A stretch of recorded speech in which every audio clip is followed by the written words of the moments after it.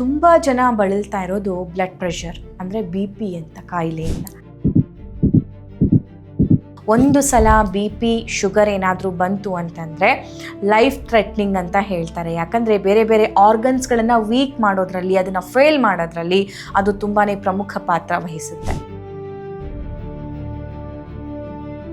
For example ಹೇಳಬೇಕು ಅಂತಂದರೆ ಇತ್ತೀಚೆಗೆ ದಿಲೀಪ್ ರಾಜ್ ಅವರ ಸಡನ್ ಡೆತ್ ಆಯಿತು. ಬಿಕಾಸ್ ಕಾರ್ಡಿಯಾಕ್ ಅರೆಸ್ಟ್ ಅಂತ ಅಂದರು. 37 ವರ್ಷದ ಒಬ್ಬ ಉತ್ತಮ ಬರಹಗಾರ, ಸಿನಿಮಾ ಸಂಭಾಷಣೆಕಾರ ನಂದೀಶ್ ಅವರ ಸಾವು ಕೂಡ ಆಯಿತು. ಇದೆಲ್ಲ ನಮಗೆ ಮುಂಚೆನೇ ಒಂದು ಸ್ವಲ್ಪ ಸುಳಿವಿದ್ರೆ ಕಂಟ್ರೋಲ್ ಮಾಡಬಹುದಲ್ಲ ಅನ್ನೋದು ಪ್ರತಿಯೊಬ್ಬರು ಮಾತಾಡ್ತಾ ಇರುವಂತಹ ಮಾತು.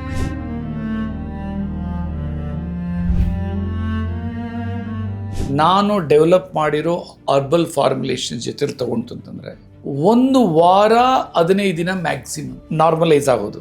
ಆಮೇಲೆ ಕೊಳಕ್ ಮೈಂಡ್ ಇರುತ್ತೆ, ಅಯ್ಯೋ ಟ್ಯಾಬ್ಲೆಟ್ ಬಿಟ್ರೆ ಏನಾಗ್ತದೆ ಅವ್ರದ್ದು ನಾನು ಏನು ಮಾಡೋಕ್ಕಾಗಲ್ಲ.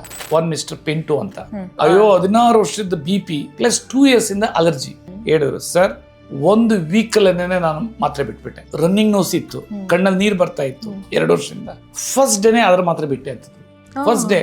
Okay, that means BP within a month you have stopped. I stopped tablets. Within 1 week I stopped tablets. Within 1 week? Yeah. And allergy, day 1 itself I stopped tablets. Both problem is not there.